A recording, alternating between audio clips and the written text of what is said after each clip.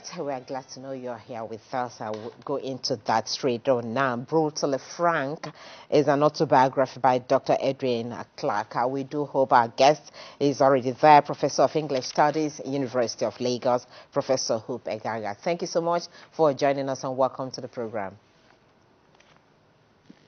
Thank you. Good morning, and thanks for having me. Oh, great. Now, it's interesting, really, when I saw the title of that book, it brings to mind people who can talk frankly and brutally. Is that how you would describe Edwin Clark, elder statesman? Elder statesman Clark has spoken truth to power from time. That's the focus of the book.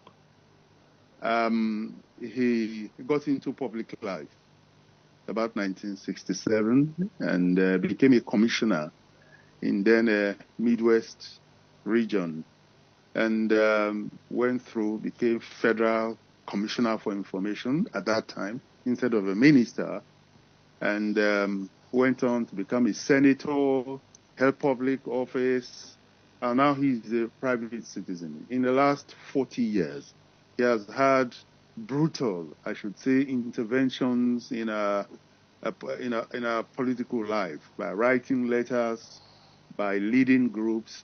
So he speaks the truth brutally on the national question, on resource control, on deprivation and despoilation of the environment in the Niger Delta. He has been brutally frank to the Nigerian states.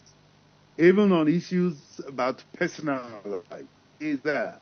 Culture, all aspects of our national life. So the book is a brutally frank book about Nigeria. All right, so when I hear brutal, I mean, several contexts comes to my mind. First, I hear savage, I hear unpleasant, I hear without attempting to disguise, I hear violence, on some occasions, where something is brutal, is forceful. So now, and I can imagine you've just, enumerated his stance, his background in his life and times, in one spell sentence. But looking at this book and looking at the times that we're in Nigeria, one would say how apt, how significant. What led him to write it at this time in particular? Okay, the book is a detailed autobiography. I am amazed by his fantastic memory. He has gone into, in the very first two chapters or so, he goes into his birth circumstances, primary education, and gone into his genealogy. All his cousins, great-grandfather, all the names are well documented. I was trying to, how did this man do this? This is a 96-year-old man. I then found that he had been writing this book, as it were, in the last 10 years. And in those years, he's been collecting material. You would find letters which he wrote in 1967, letters he wrote in 1975, correspondence between himself and heads of state, governors, political actors across the country. So you can see here is a man who is methodological, who is deliberate, who is conscientious, who seems to know, or who seemed to know from that time that there will be a point at which he will publish his autobiography. Now, his biography had been done. In fact, I wrote his biography about 20 years ago. All right? That one is also in the public domain. But this is his personal account. The activists, the militants in the Niger Delta, his encounter with governors, his encounter with presidents, his encounter in the 2014 National Confab. He has been deliberate. So when we say brutally frank, it doesn't suggest violence in the case of Senator E.K. Clark. He has never advocated violence. If anything, he has been a restraining factor to the youth in the Niger Delta. I mean, when the militants threatened to blow up pipes when men started, he became an intermediary between the federal government and those boys, and he was able to restrain them. There is a sense in which you can say that he was instrumental to the amnesty program, which was finally anchored by late President by President Yerodua. So, brutally frank, it's not about violence. It's about saying it as it is.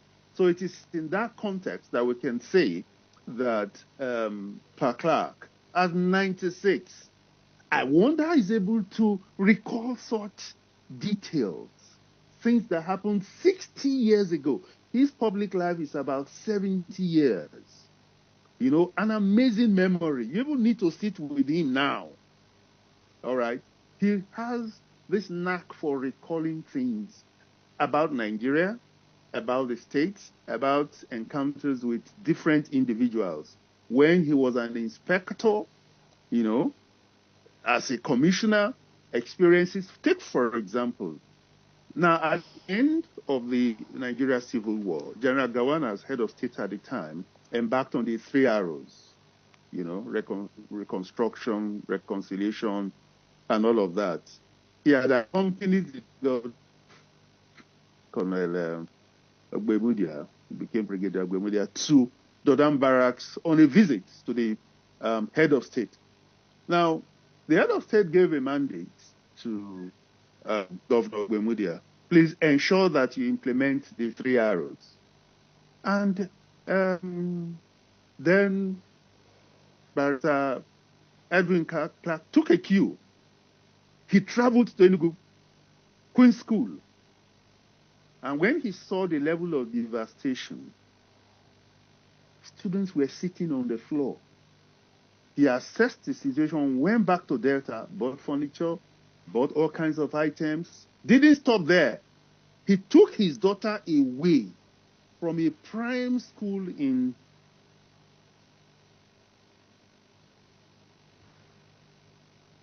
I hope we haven't lost a Prof, because there's still more to talk about this book, Brutally Frank, an autobiography written by Dr. Edwin Clark himself. And we're talking with Professor of English Studies, University of Lagos, Professor Hope Eghagha. Prof, I hope you join us again, because looking at this book and listening to Edwin Clark, elder statesman, I hear where he said something interesting, really. He said, I have written this book.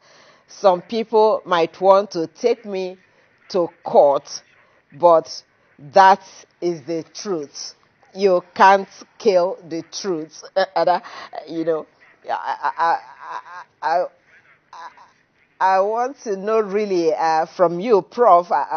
It would seem like Pa Edwin Clark may have exposed some ills in the society that made him think that you can't kill the truth, but you can take me to court based on what I've written on this book. So tell us when this unveiling will happen and where.